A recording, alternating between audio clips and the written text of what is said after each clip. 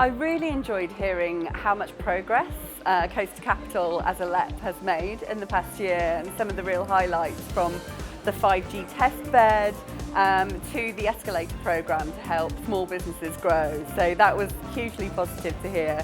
It was also great to hear the start of the building of the evidence base on which we're going to build our strategy, and I really enjoyed hearing Wincy Wong from NatWest talk through the Rose Review on female entrepreneurship and the barriers to growth and what we're going to do about it. I think the most outstanding fact for me this afternoon was Wincy Wong talking to Julie Katsalas about if more women had the support they require, that £250 billion would be contributed to the UK economy. And that isn't just at start-up stage, but it's a scale-up. It's too good an opportunity to be missed. I think it was the most outstanding fact, actually. Two main highlights really. Number one is the content. There was some fantastic content and feedback for actually to answers, to put some questions out there about some of the issues in our area.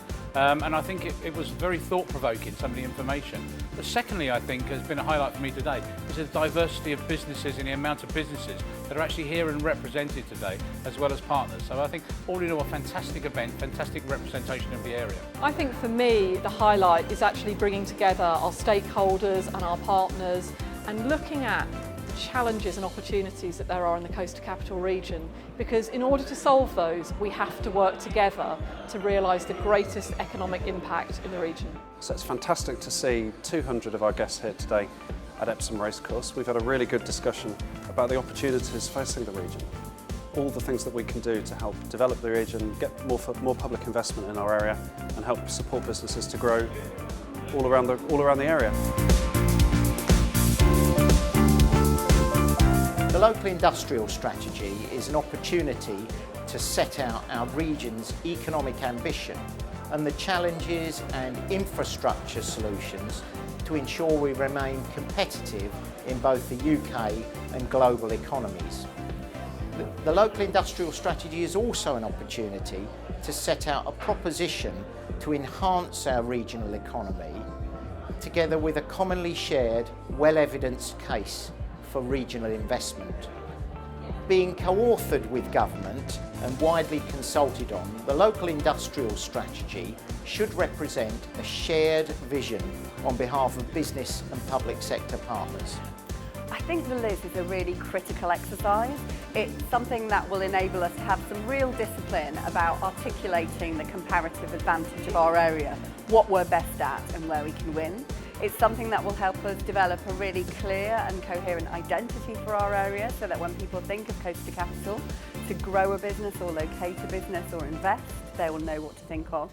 And I think also it will bring us all together behind it with a clear ask to government about what we need to really stimulate growth and remove barriers to growth in our area.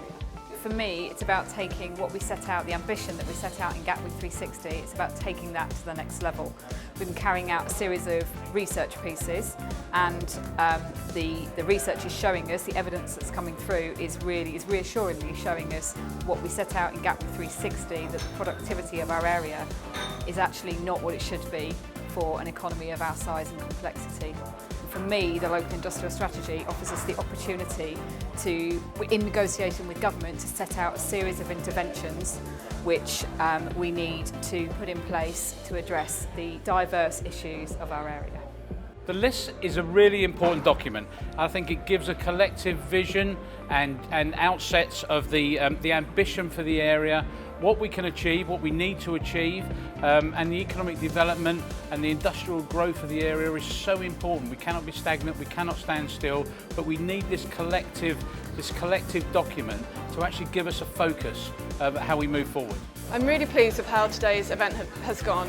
We know that the success of our local industrial strategy depends on incontestable evidence and the buy-in from our stakeholders.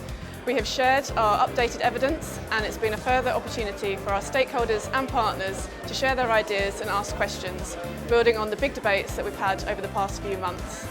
Going forward, over the next few weeks, we will be encouraging people to respond to our evidence consultation and sharing their ideas by emailing bigideas@coastcapital.org.uk. I think the greatest challenge for us in writing our local industrial strategy is how we pull out what are truly significant assets that we have in the region. whether that's by sector or by place. But in doing that, how we don't forget the really diverse economy that we have. And I think that balance between championing and investing in success, but also recognising the parts of the region that need investment to improve their productivity is going to be the key challenge. There's a great story to tell about Coast Capital. The people, the places, the wonderful natural environment. The local industrial strategy is our opportunity to tell that story to government and make ourselves part of the future of the UK economy.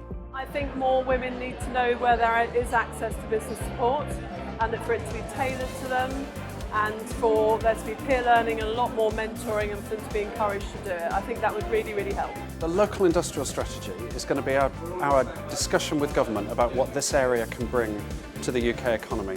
What we want from that, Liz, is a proper focus from ministers on what our region has to offer to help the UK economy grow, particularly as we leave the European Union. And there are huge numbers of opportunities, both for business growth and for public investment in our area over the next few years. Well, I think it offers a great opportunity to have a shared understanding of the key issues that are creating barriers to economic growth in the area.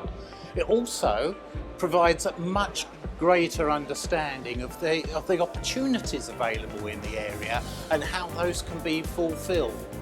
It gives Coast Capital, with the local industrial strategy, an opportunity to provide leadership and direction with regard to the priorities to be addressed that all our key stakeholders can buy into and achieve a common goal.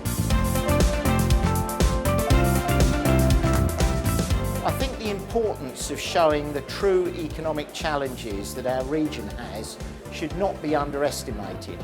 The commonly held belief that the South East economy can thrive without support is now outdated. Getting the right business and physical infrastructure in place will be vital for our continued region's competitiveness. My ambitions for the area centre on creating a greater number of high-value jobs and also retaining and enhancing the number of businesses that locate to the South East. Without this, we're at risk of becoming an even bigger dormitory for London, based on the increasing housing numbers we're seeing. I think my personal ambitions for the area know no bounds, really. I think we have incredible potential. We have incredible people in this area with great skills. We have so many entrepreneurs. We have so many innovative businesses across so many sectors. We have great places, from rural and coastal places to, our city centres and thriving places like my own home, Brighton. So I think we have all this potential.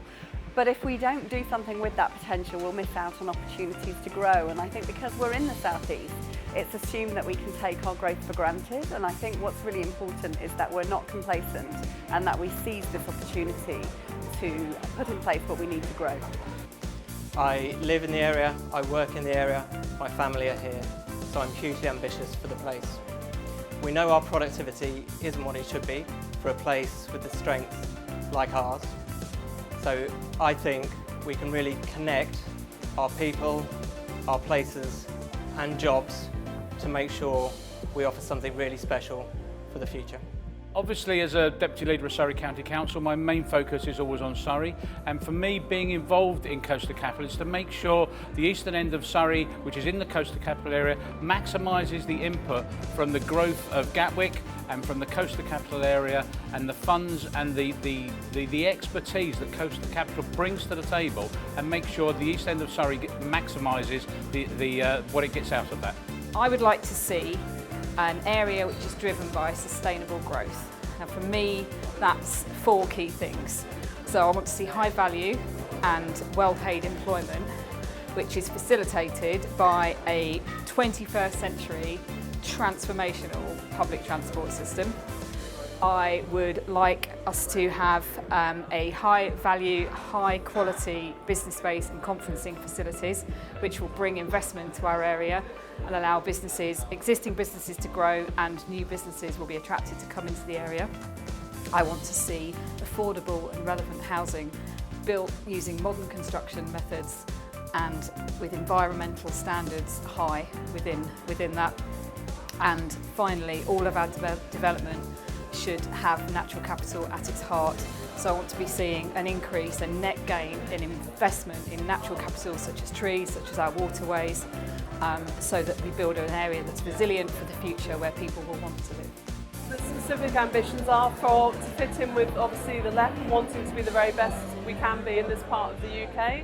We live in a brilliant part of the world with some fantastic talent, and I think more and more people need to support one another in their growth ambitions. My personal ambitions as diversity champion on the board are to make sure that we are championing diversity. And by diversity, I don't just mean around gender or age or ethnicity. I mean around looking at the diversity of our region, whether that's the coastal economy, rural, or more of our city areas closer to London.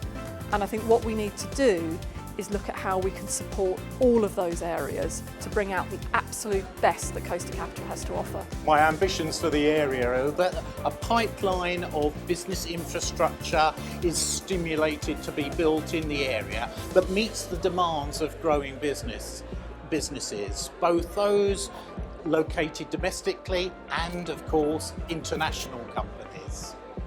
I think also that businesses need to be provided with the support that they can take up so they can achieve the global opportunities that are available to them. And also, what I'd love to see is that the productivity levels of businesses in the area are boosted to align much more with the most productive areas in the UK and indeed internationally. What I want to see is a national focus on some of the urban areas in Coastal Capital, which is as good as it is for any of the northern or Midland cities. Places like Brighton, places like Crawley or Croydon, or any of our towns have all got a huge amount to offer the UK economy. And we'd really love to get the discussion going with ministers on what that is.